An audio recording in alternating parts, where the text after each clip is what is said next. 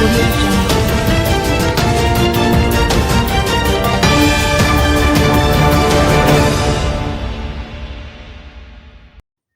Police search for alleged gunman after fatal shooting in St. Catherine.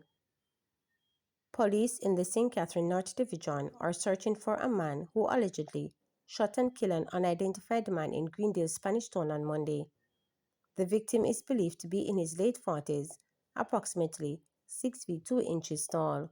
He is of brown complexion and was wearing jeans and a white t-shirt at the time of the incident. Reports are that around 11:55 a.m., the man was standing outside a wholesale store along the roadway when he was approached by a man armed with a handgun. The assailant reportedly brandished the weapon and shot the victim in the head before fleeing the scene on foot.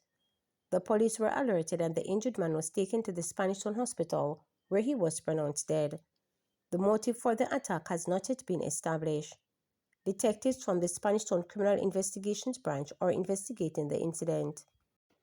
Voss says rural school bus system is a win-win for government, public transport operators and students.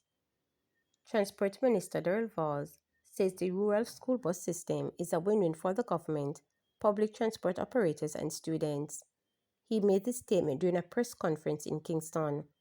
His remarks come after the opposition People's National Party (PNP) criticized the bus system, citing issues with its implementation and possible effects on taxi operators. The PNP also claimed that the buses are old, retired, and unsafe for students.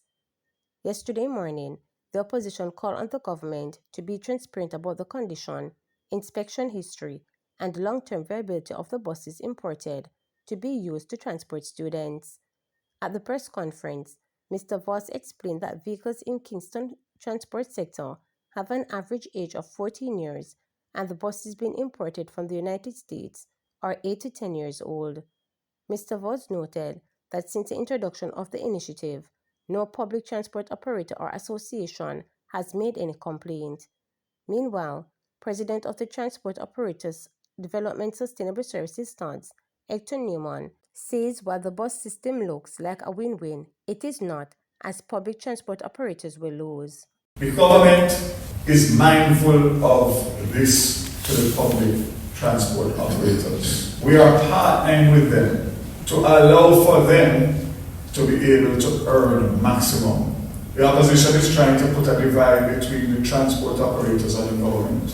It's nonsensical, because the fact of the matter is that you have not heard one cry from any public passenger association or even the operators themselves, because they live it, they know it. And the fact is, if I can take off 28,000 students off of their routes so that they can take that much more adults paying full fare, then it is a win-win for both the government, the transport operators, the parents, the teachers, and the children. It looks like a win-win, but it's not a win-win. But we're going to work with it. The operators, the private operators, will lose from such engagement of the school bus system. If I'm coming from Christiana and I used to take 20 students to Kendall College in the mornings, now with the school bus I might only take 6 students, so it's a loss. Of course, one will say we'll make up by taking more of the elder people. We have been doing that. So where we take it will be a loss, not as great as one would expect it to be, but yes, there'll be a loss. But as the minister said, we lose some, we gain some. The fact is, what we need from government is a 16%. What we also need is proper training and development. And of course, a loan window where we can acquire loan to retrofit our vehicles so we can be on par with this new school bus system to provide students with a safe public transportation. KSAMC takes action to recover outstanding fees from car dealerships. The Revenue Department of the Kingston and St. Andrew Municipal Corporation, KSAMC, has started sending letters to car dealerships across the municipality in an effort to recover outstanding fees for signage and advertisement.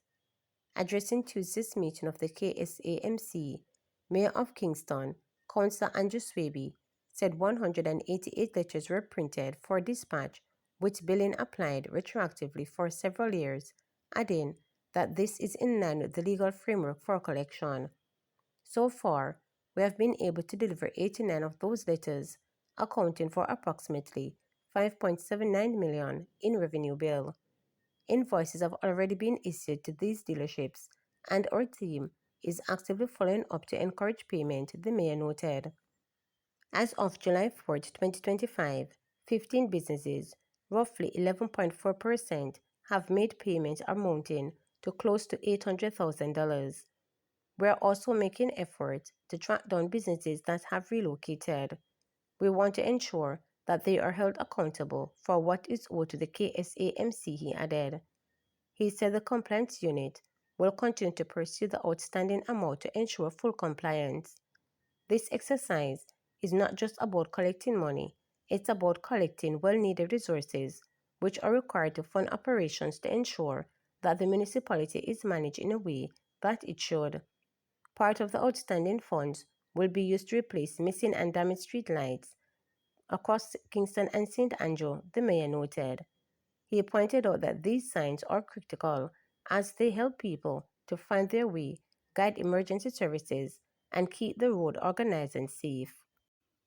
Two more tax offices now offering same-day processing of driver's license. Tax Administration Jamaica (TAJ) has increased the number of tax offices that offer same-day processing of driver's license. The Anota Bay Tax Office in St. Mary now offers complete driver's license service, while the Portmore Tax Office in St. Catherine will offer renewal services only at this time. The other offices where full driver's license services are offered are the Kingston Revenue Service Center, the St. Andrew Rural Service Center, the Montego Bay Revenue Service Center, the Mandeville Revenue Service Center, the Spanish Town Tax Office, the Maypen Tax Office, and the St. Anne's Bay Tax Office, the Savannah Mar Tax Office, and the Anota Bay Tax Office. Motorists are reminded that they may renew their driver's license up to 60 days before expiration. Additionally, the driver's license renewal process can be started online by logging to TAJ's website at www.jamaicatalks.gov.jm and making the payment electronically, then completing the F7 application form. This can be downloaded from the website and submitted at the TAJ office along with the receipt, one passport-size photograph, and the expired license. This will minimize the time spent in branch as the customer will not need to go to a cashier. It should be noted that all other locations can accept driver's license application, which are then sent to one of the printing locations for processing. These will be processed within 20 working days for pickup at the location it was dropped off. Motorists are reminded that they are permitted to operate a vehicle using the receipt and the expired driver's license for up to 60 days. For further information, persons can contact the TAJ Customer Service Center at 876-829-4357 or visit the authority's website at www.jamaicatalks.gov.jm. To subscribe, like, share, and click the notification bell for daily updates.